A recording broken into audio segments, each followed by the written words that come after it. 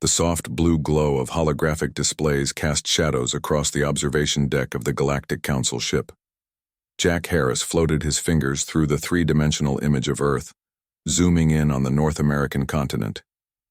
His colleague, Alan Wong, was busy entering data into the Universal Planetary Registry. "Another day, another planet," Alan said without looking up from his work. "Initial scans suggest Class 3. Developing world, pre-interstellar travel, limited understanding of quantum mechanics." Jack nodded but kept studying the rotating planet before him. Something about this world didn't fit the standard patterns. The atmospheric composition is strange. Look at these oxygen levels, and the biodiversity readings are off the charts. Alan glanced up briefly. "We've seen oxygen-rich worlds before." "Not like this," Jack said. "This planet has gone through at least 5 mass extinction events, yet life keeps coming back stronger each time. That's unusual." The Galactic Council had existed for 12,000 years, cataloging millions of planets across 17 galaxies. The Council's mission was simple: find, classify, and when appropriate, welcome new species into the vast community of spacefaring civilizations. Earth was just one more assignment for veteran scouts like Jack and Alan, or it should have been. 3 weeks into their observation mission, Jack called an emergency meeting with the ship's science team. The small conference room was filled with the gentle hum of life support systems as 7 researchers gathered around the table. "I believe we need to reconsider Earth's classification," Jack said, standing to address his colleagues. "The dominant species calls themselves humans. They've only been technologically advanced for about 300 years, yet they've already reached their moon and sent primitive probes throughout their solar system." Dr. Patricia Miller, the team's evolutionary biologist, added, "Their development speed is unprecedented. Most species take at least 50,000 years to progress from basic tools to space exploration. Humans did it in less than 10,000. Alan brought up a new set of images on the main screen. "There's more. Look at their planetary conditions. Active tectonic plates causing regular earthquakes. Extreme weather patterns including hurricanes, tornadoes, and blizzards. The background radiation level is higher than 97% of inhabited worlds. Yet they not only survived but thrived," Patricia said. "They evolved on a death world and consider it normal." Jack zoomed in on images of human cities, showing skyscrapers, highways, and industrial centers. Their resource consumption is alarming. They're using their planet's materials at an unsustainable rate, yet they keep advancing their technology despite regular social conflicts. The ship's security officer, a tall woman named Lisa Brown, spoke up for the first time. "Their warfare capabilities should be noted. They've developed nuclear weapons but haven't destroyed themselves. Most species that discover nuclear fission have a 40% chance of self-annihilation within 100 years. Humans created these weapons 80 years ago and have maintained an uneasy peace." Alan nodded. "I've been monitoring their communications. They have over 7,000 distinct languages and dialects, yet they've established global networks for trade, science, and diplomacy. Their ability to both cooperate and conflict simultaneously is unusual. I recommend we upgrade their classification to Class 4, Jack said. "Approach with caution." The ship's captain, a veteran council member named Zorlak, made a low humming sound that indicated concern in his species. "Class 4 is a significant upgrade. The council will want strong evidence." Jack pulled up more data. "Their adaptability is the key concern. Humans have settled in environments ranging from Arctic tundra to scorching deserts. They've created artificial environments in otherwise uninhabitable regions. They show signs of being able to colonize their entire solar system within the next century." The room fell silent as the implications sank in. Then Patricia's console began beeping urgently. "What is it?" Captain Zorlak asked. Patricia's eyes widened as she reviewed the incoming data. "Our deep space probes just detected energy signatures from a research facility in their Arctic region.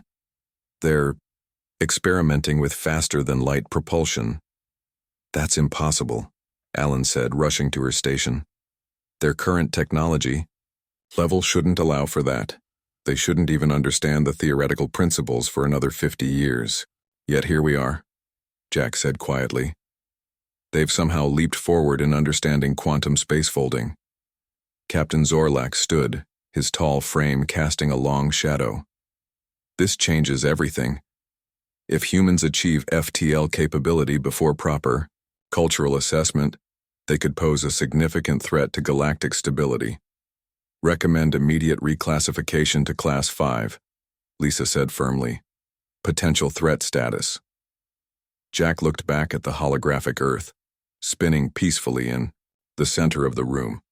We need to contact the Council.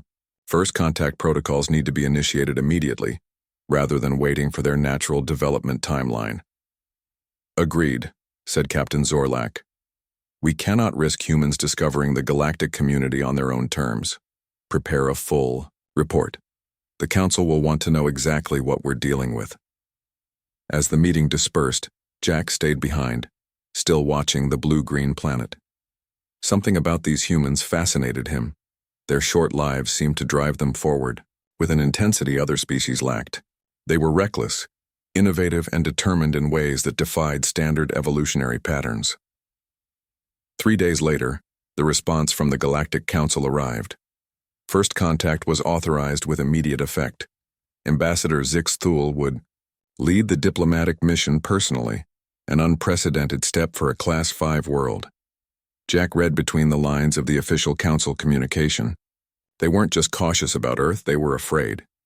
In 12,000 years of exploration, they had never encountered a species that developed so quickly under such harsh conditions. As the ship moved out of its hiding position behind Earth's moon and began its approach to the planet, Jack watched the cities of Earth come into view. Soon humanity would know they weren't alone in the universe. Soon they would join the galactic community. But Jack couldn't shake a strange feeling as he prepared for the mission. The Council thought they were assessing humanity. They believed they were in control of this first contact. He suspected they were wrong. The humans were about to change everything. The large meeting room at the United Nations headquarters in New York was silent as the alien delegation entered. Ambassador Zix Thule led his team, their tall, slender bodies moving with careful grace in Earth's gravity. William Taylor, the UN Secretary General, stood to greet them, his face showing both wonder and concern. On behalf of humanity, we welcome you to Earth, he said, his voice steady despite the historic moment. Ambassador Zix Thule bowed slightly. The Galactic Council extends greetings to your world. We come in peace and with hopes of mutual understanding. President Laura Martinez of the United States sat nearby watching carefully. Next to her were General Kevin Smith and Admiral Susan Johnson, both trying to hide their military interest in the visitors. We have much to discuss, President Martinez said. Your arrival has changed everything we thought we knew about our place in the universe. The first days of meetings went smoothly. The aliens explained the basics of galactic politics, trade routes, and the Council's role in maintaining peace among the stars. Earth's representatives listened and asked thoughtful questions. Both sides were careful and polite. On the fourth day, Ambassador Zix Thule offered to show examples of alien technology. Perhaps a demonstration will help you understand our level of advancement, he said. The humans eagerly agreed. In a secure room, the ambassador activated a small device that created a glowing shield around himself. This is standard planetary defense technology, he explained. It can protect against most weapons and natural disasters. General Smith leaned forward with interest. Impressive. What's the energy cost to maintain it? And are there any projectiles or energy weapons that could penetrate it? The room suddenly grew tense. The alien diplomats exchanged quick glances. I ask purely from a scientific perspective, General Smith added quickly, sensing something was wrong. Ambassador Zix Thule's skin changed color slightly, a sign of distress in his species. In Council space, discussing the weaknesses of defense systems is considered a sign of hostile intent. Admiral Johnson tried to explain. On Earth, understanding both strengths and weaknesses is standard military protocol. It's how we improve our systems. But the damage was done.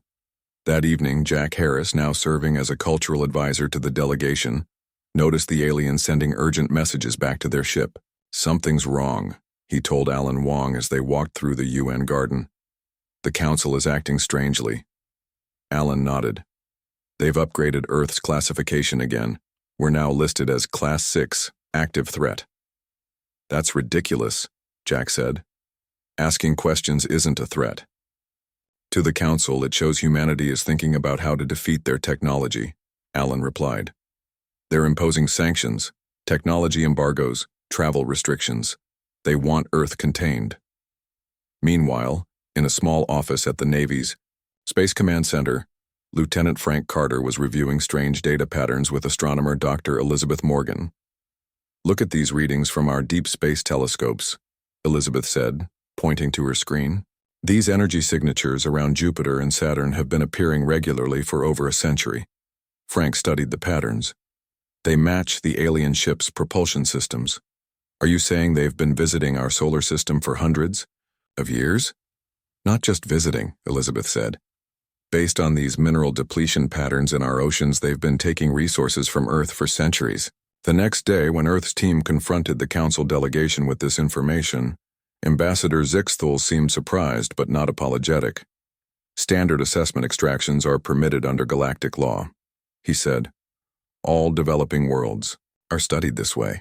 President Martinez's face hardened. Laws we never agreed to because we didn't know you existed. You've been stealing from us while pretending this is first contact. The diplomatic meetings grew more tense each day. Then Olivia Chen, a computer specialist working with the UN security team, made a breakthrough. I've accessed their communication systems, she told Secretary General Taylor in a private meeting. You need to see what they're saying about us. The translated messages were disturbing. The Council referred to humans as dangerously unpredictable primates and discussed plans for containment rather than true diplomatic relations. One message clearly stated, Earth cannot be allowed free access to galactic society until proper controls are in place. When confronted with these messages, Ambassador Zixthul was visibly upset. Your hacking of our systems proves our concerns. No developing species has ever breached Council security before. Perhaps you've underestimated us, General Smith said quietly. The diplomatic summit ended abruptly the next day. The alien ships departed Earth orbit but didn't leave the solar system. Instead, they positioned themselves at strategic points, establishing what looked like a perimeter. President Martinez called an emergency meeting of world leaders. We're being quarantined, she explained. The Council doesn't see us as equals, they see us as a problem to be managed. Admiral Johnson displayed satellite images showing strange energy fields forming at the edge of the solar system. They're creating some kind of barrier. No signals are getting through. For the first time in history, Earth's nations united with a single purpose. The newly formed Earth Defense Coalition brought together scientists, military experts, and leaders from every country. NASA Director Dr. Henry Wilson stood before the coalition's first meeting. We have limited time. The aliens left behind fragments of their technology, both intentionally and unintentionally. We need to understand it before they decide what to do with us. Dr. Wei Lin, leader of China's space program, stepped forward. My country offers full cooperation. This is not about nations anymore. This is about humanity's survival. Around the world, research facilities began working together. The quarantine that was meant to contain humanity had instead united it. Engineers studied the alien technology samples, physicists examined the energy barrier around the solar system, and military strategists developed plans. Jack Harris, who had chosen to stay on Earth when the delegation left, worked closely with the coalition. The Council is afraid of you, he told them. In all their existence, they've never encountered a species that developed so quickly under such harsh conditions. We need to show them they're right to be afraid, General Smith said. No, Jack replied. You need to show them they're wrong to treat you as merely a threat. Humanity has potential the Council can't imagine. As the first year of quarantine ended, Earth had already made remarkable progress. Working in secret lunar facilities, scientists began building the first human-made ships capable of interstellar travel. The Galactic Council had meant to contain humanity, Instead, they had created the very thing they feared most, a united Earth with nothing to lose and the stars to gain. 5 years passed under the watchful eyes of the Galactic Council. Their monitoring stations circled Earth's solar system like silent guards. The strange gravitational distortion technology they used prevented any signals from leaving the system and blocked all attempts at contact with the wider galaxy. But the quarantine that was meant to contain humanity had unexpected effects.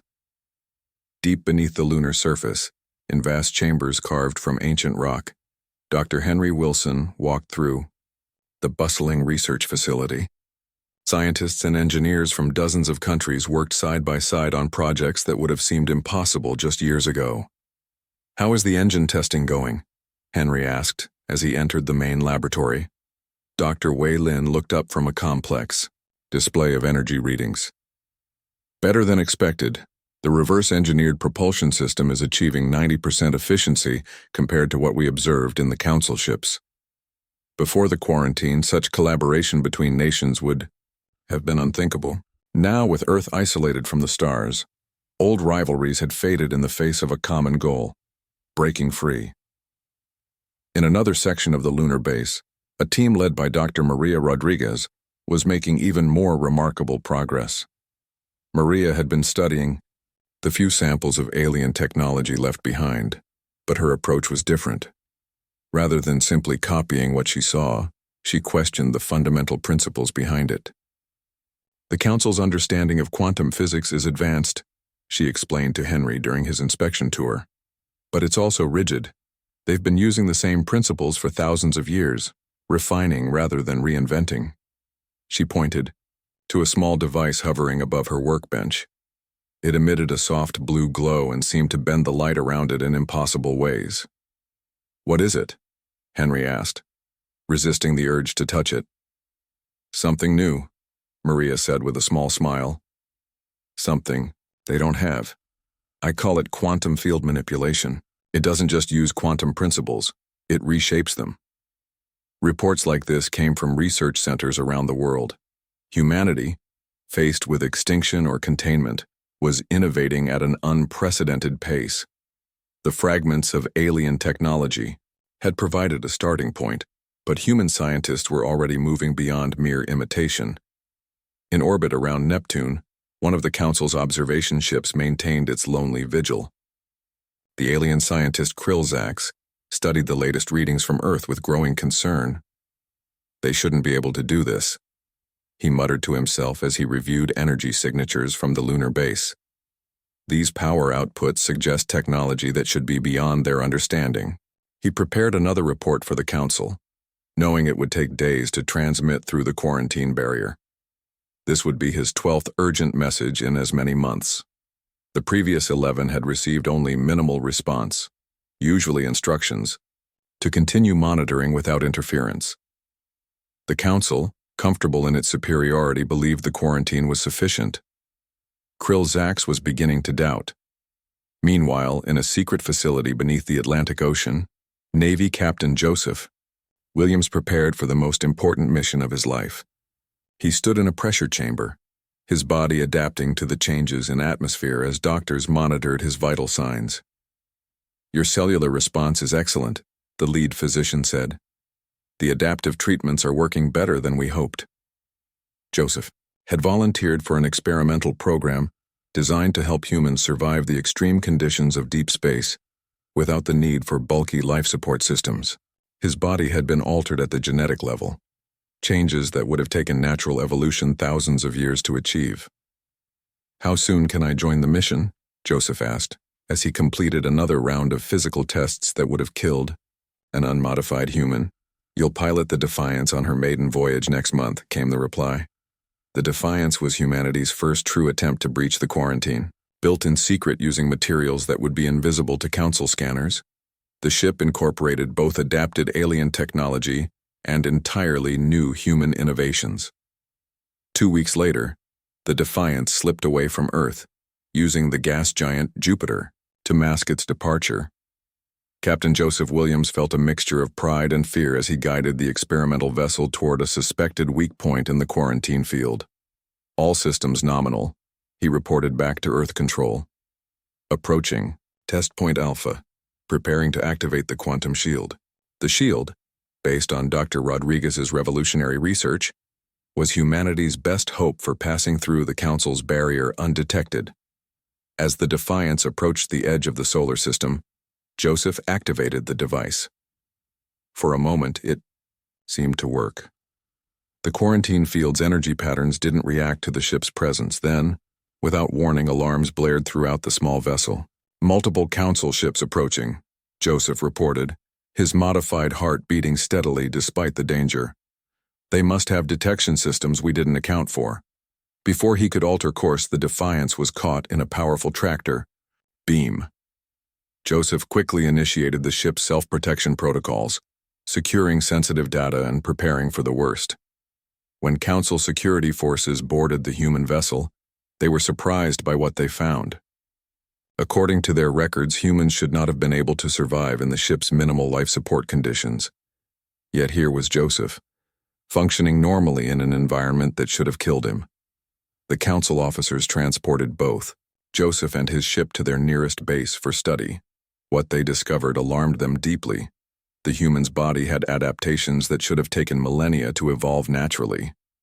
The ship contained technology that combined Council principles with entirely new approaches. Most concerning of all, some of the Defiance's systems operated on principles the Council scientists couldn't fully understand.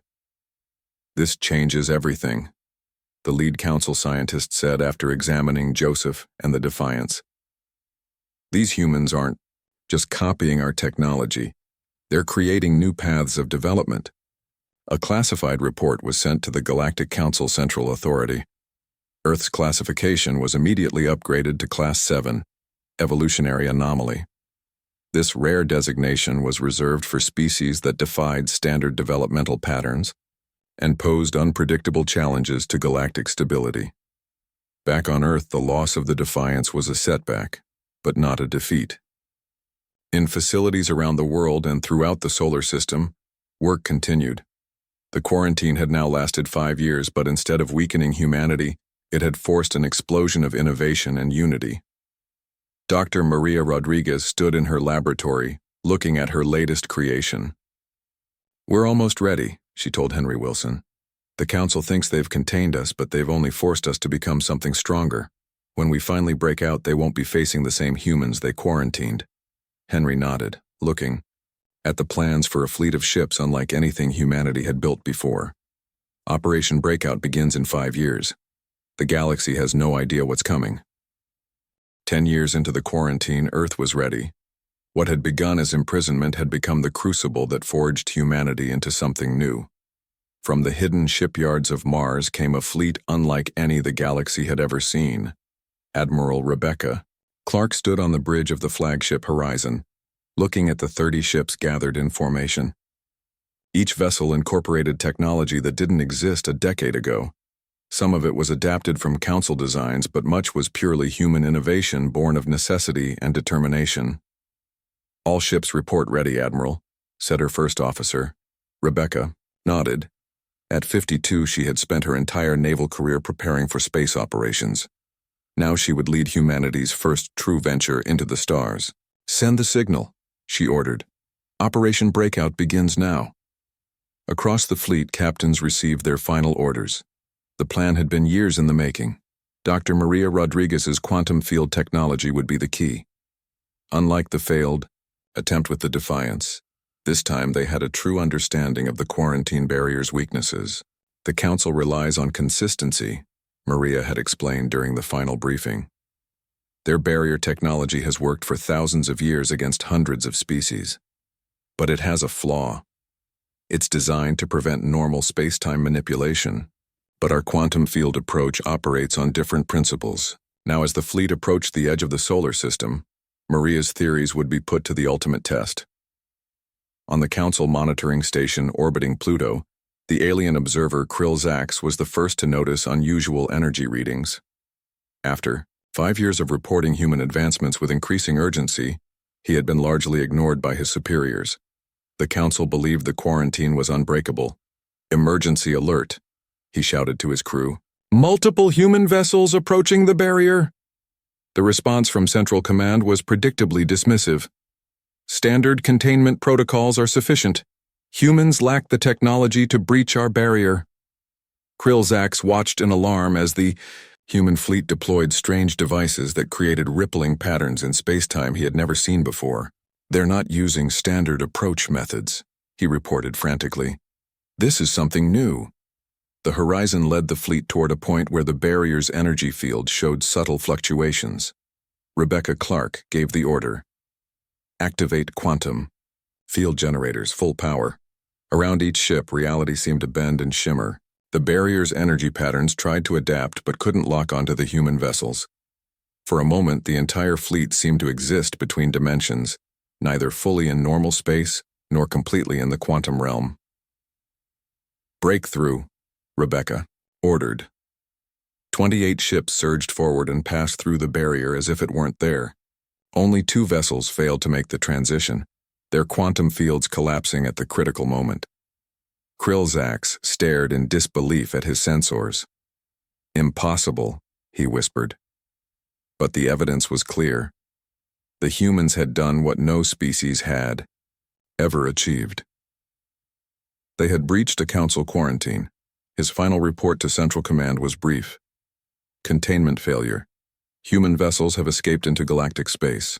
Request immediate response." This time, the council took notice. Security Director Vraxispool received the alert while attending a diplomatic function on the council homeworld. The tall, blue-skinned official excused himself from the gathering and immediately convened an emergency session of the Security Council. "The humans have broken quarantine," he announced to the assembled officials. 28 of their ships have breached the barrier and scattered across 3 sectors. The council chamber erupted in alarm. For a species under quarantine to escape was unprecedented. For them to do so with multiple vessels suggested a level of technological advancement that should have been impossible in just 10 years. "Deploy containment fleets to all sectors," ordered the head counselor. "These humans must be recaptured before they make contact with other civilizations." Council pursuit ships launched within hours, their technology far superior to anything humans had previously encountered. Yet the Earth vessels proved surprisingly difficult to track. They used unconventional travel patterns, splitting up and taking routes that avoided major trade lanes and monitoring stations. Commander Daniel Roberts of the Earth ship Venture found himself cornered by 3 council pursuers near an uninhabited star system. With capture imminent, he made a decision that would change the course of the conflict. "All crew to escape pods," he ordered. "Set course for the 3rd planet. I'll hold them off," his first officer protested. "Sir, we can all make it if we surrender." "This isn't about us," Daniel replied. "This is about the mission. The other ships need time to reach safe haven." As the crew evacuated, Daniel programmed the Venture for a collision course with the lead council vessel. He remained aboard until the last moment, ensuring the ship's trajectory couldn't be altered remotely. When the council ships attempted to capture the Venture with tractor beams, Daniel activated the quantum drive while still inside the beam's energy field.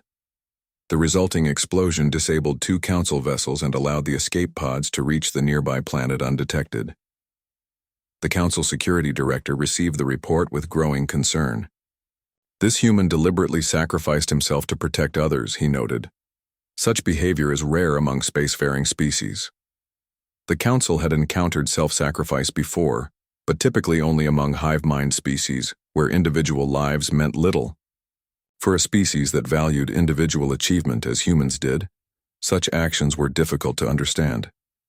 Meanwhile, the scattered Earth vessels made contact with non-council worlds across the galaxy. The ship Pathfinder, under the command of pilot Samantha Lewis, reached the Nexari system in the Outer Rim. The Nexari were a technologically advanced species who had been denied council membership for centuries. When Samantha's ship arrived in their system, they were initially suspicious but curious. "We come from Earth," Samantha explained during first contact. "We seek allies against the Galactic Council." The Nexari leader, a 4-armed being named Krelvor, studied the humans carefully. "The Council has labeled your species dangerous. They say you are unpredictable and aggressive. We're fighting for our freedom, Samantha replied. The Council quarantined our entire system without just cause. They've been exploiting developing worlds like ours for millennia. Diplomat Gregory Patel, also aboard the Pathfinder, shared evidence gathered during their brief contact with the Council. We've discovered records showing the Council has manipulated numerous species they deemed dangerous. Some were pushed toward self-destruction. Others were kept technologically stagnant through deliberate interference. This information resonated with the Nexari, who had their own grievances against the Council. Similar scenes played out across the galaxy as Earth vessels made contact with other marginalized species. Within months, the Foundation for Galactic Independence was established, creating a network of worlds united against Council dominance. Human diplomatic and technical skills proved invaluable to these efforts. When the news reached the Council homeworld, the security classification for Earth was immediately upgraded to Class 8, Acute Existential Threat. This highest danger level had only been used twice in the Council's 12,000-year history. The humans aren't just escaping, Vraxpool explained to the assembled Council. They're building alliances and exposing our methods of control. If we don't act quickly, they could destabilize the entire galactic order. The head counselor's voice was grim as he gave the order. Prepare the planet killer weapon. Earth must be eliminated as an example to their allies. What the Council didn't realize was that their decision would only accelerate humanity's rise to becoming the most hazardous planet in the galaxy. The Galactic Council's massive planet killer weapon moved slowly through space toward the Sol system. It was the size of a small moon, built from technology perfected over thousands of years. No planet had ever survived its attack. The Council leadership watched from their flagship, certain that Earth's destruction would restore order to the galaxy. What they didn't know was that Earth had been expecting them. Fleet Admiral Michelle Parker stood in the command center deep beneath the Rocky Mountains. Around her, military and civilian leaders from every nation on Earth monitored the approaching threat. 10 years of quarantine had not been wasted. While some human ships had escaped to spread through the galaxy, those who remained had been preparing. The Council fleet will reach attack position in 6 hours, reported a young officer. Michelle nodded calmly. Send the signal to activate the defense grid. Across the solar system, hidden installations came to life. On the Moon, Mars, Venus, and dozens of asteroids, weapons platforms powered up. The technology was unlike anything the Council had ever encountered, a blend of adapted alien science and uniquely human innovations. On the Council flagship, High Admiral Zorvel received troubling reports. Our sensors are detecting energy signatures throughout their system, an officer reported. Much stronger than their technology should be capable of producing. Impossible, Zorvel said. They've been isolated for only 10 years. No species advances that quickly, but the evidence was clear on the ship's displays. The humans had somehow created a defensive network encompassing their entire solar system. Still, the Council leadership remained confident. Their planet killer had never failed. As the Council fleet approached attack position, Ambassador Zix Thul, who had led the original diplomatic mission to Earth years ago, requested a meeting with the High Admiral. I suggest caution, the ambassador warned. These humans have repeatedly defied our expectations. Perhaps negotiation would be wiser than attack. High Admiral Zorvel dismissed the concern. The Council has spoken. Earth represents an unacceptable threat to galactic stability. Its destruction will discourage their allies and restore proper order. The planet killer weapon moved into position and began its firing sequence. Energy gathered at its core, building toward a blast that would tear Earth apart at the atomic level. Weapon at full power, reported the weapons officer, firing in 30 seconds. In that moment, hundreds of small objects suddenly appeared around the Council fleet. They had seemingly materialized from nowhere, bypassing all detection systems. What are those? Demanded Zorvel. Before anyone could answer, the objects activated, creating a complex web of energy fields that surrounded the Council ships. The planet killer weapon continued its firing sequence. But when it released its devastating energy beam, something unexpected happened. The beam struck the energy web and stopped, caught in a quantum field trap designed by Dr. Maria Rodriguez. Instead of destroying Earth, the weapon's energy was contained and redirected back toward the Council fleet. On the Earth Defense Command Center screens, Michelle Parker watched as the Council's own weapon energy surrounded their fleet. It didn't destroy them. The humans had modified the trap to neutralize rather than kill, but every Council ship was instantly disabled, their systems overloaded. "Defense grid holding," reported a technician. "The Council fleet is powerless. Their weapon has been neutralized." For the first time in 12,000 years, the Galactic Council's ultimate weapon had failed. More importantly, it had been turned against them without causing a single death. It was a demonstration of power with restraint that shocked the Council's leadership. Earth ships quickly moved to surround the disabled Council fleet. Among them was the newly commissioned vessel Unity, carrying President Laura Martinez. After confirming the Council ships were secured, she opened a communication channel. "This is President Martinez of Earth. We do not wish to destroy you. We wish to talk." In the stunned silence of the Council flagship's bridge, High Admiral Zorvel realized the full extent of their miscalculation. The humans could have destroyed them, but chose not to. They had demonstrated both superior technology and superior ethics. Ambassador Zixthul stepped forward. "I suggest we accept their invitation, High Admiral." 2 days later, in a meeting room aboard the Unity, representatives from Earth faced the Council leadership across a conference table. President Martinez spoke clearly and firmly. "Your classification system labeled Earth as a threat because we don't fit your expectations. You quarantined us because you feared what you couldn't understand. But in doing so, you forced us to become exactly what you feared most, a species that could challenge your authority." High Admiral Zorvel looked troubled. "The Council has maintained peace among the stars for 12,000 years. Your rapid advancement and unpredictable nature threaten that stability." "Peace through control is not true peace," responded President Martinez.